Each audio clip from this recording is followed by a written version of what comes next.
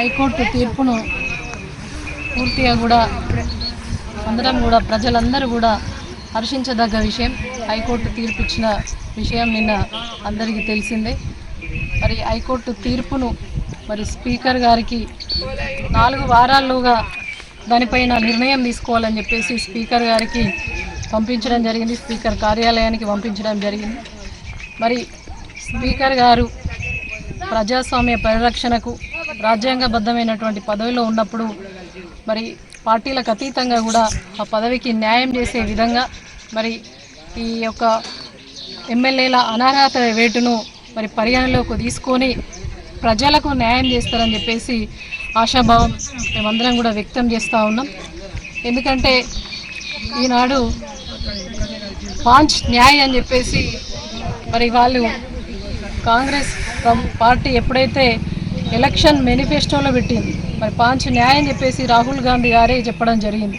పాంచ్ న్యాయాలు ఏమని పెట్టిరు, party B form మీద గెలిచి వేరే పార్టీలోకి వెళ్ళినట్లయితే వాళ్ళను మరి డిస్క్వాలిఫై చేయాలని చెప్పేసి పాంచ్ న్యాయ్ అని చెప్పేసి పేరు పెట్టుకోవడం జరిగింది. పేరుకు మాత్రమే మేనిఫెస్టోలో పరిమితమైనది తప్ప ఇవాళ కాన్స్టిట్యూషన్ను కాపాడడంలో కాంగ్రెస్ ప్రభుత్వం విఫలమైంది, కాంగ్రెస్ పెద్దలందరూ కూడా విఫలమైనని చెప్పేసి చెప్పుకోవచ్చు. ఎందుకంటే వాళ్ళు ఇక్కడున్న ముఖ్యమంత్రి ఏమని చెప్పారు, ఎవరైనా కూడా ఒక బీఫామ్ మీద గెలిచి ఇంకొక పార్టీలోకి వెళ్ళినట్లయితే ఆ ఎమ్మెల్యేను రాళ్లతోటి కొట్టి సంపూర్రి అన్నారు. మరి రాళ్లతోటి కొట్టి సంపూర్రి అని అంటే ముఖ్యమంత్రిని రాళ్లతోటి కొట్టుడా, మరి పార్టీ మారినటువంటి ఎమ్మెల్యేని రాళ్లతోటి కొట్టుడా, అసలు ఎవరిని రాళ్లతోటి కొట్టుడో ప్రజలకు అర్థం కాదు. ఎందుకంటే కేసీఆర్ గారు చేసినటువంటి అభివృద్ధి పథకాలు, కేసీఆర్ గారి ముఖం చూసి ఇవాళ మరి ఎమ్మెల్యేలకు ఓట్లు వేస్తే మరి ప్రజలను నమ్మి ఓట్లు వేసినటువంటి మరి ప్రజలను మోసం చేసినట్టు లెక్క.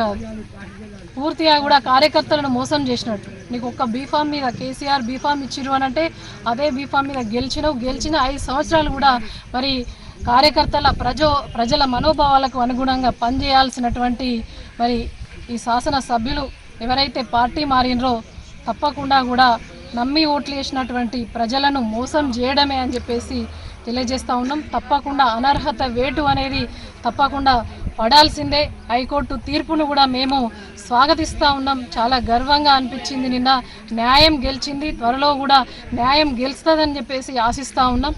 ఏదేమైనా స్పీకర్ గారు మరి న్యాయానికి అనుగుణంగా పనిచేస్తారని చెప్పేసి మా జైత్యాల్ పరిస్థితి కూడా అదే విధంగా ఉంది. కాబట్టి జైత్యాల్ ప్రజలందరూ కూడా నమ్మి ఓట్లేస్తే అన్నం పెట్టిన కన్న తల్లికి సున్నం పెట్టే విధంగా చేసినటువంటి ఇక్కడ కూడా శాసనసభ్యులు అదే విధంగా చేసిరు. కాబట్టి ఏదైనా కూడా న్యాయం గెలవాలని చెప్పేసి మేమందరం కూడా స్పీకర్ గారికి మరి ప్రభుత్వంలో పనిచేస్తున్నటువంటి స్పీకర్ గారు ఒక ప్రభుత్వానికి కాకుండా రాజ్యాంగబద్ధమైన పదవిలో ఉండరు. కాబట్టి అంబేద్కర్ ఆశయాలకు అనుగుణంగా మరి పనిచేసి న్యాయ పరిరక్షణకు తోడ్పడాలని చెప్పేసి మేమందరం కూడా ఆశాభావం వ్యక్తం చేస్తూ, అదేవిధంగా నిన్న కొంతమంది కాంగ్రెస్ సీనియర్ నాయకులు మాట్లాడుతూ హరీష్ రావు గారి మీద, కేసీఆర్ గారి మీద మాట్లాడితే వాళ్ళు మాట్లాడితేనే దయ్యాలు వేదాలు వల్లించినట్లు అనిపిస్తూ ఉంది. వాళ్ళు మాట్లాడిన ప్రతి మాట కూడా దయ్యాలు వేదాలు మాట్లాడినట్టు అనిపిస్తూ ఉంది.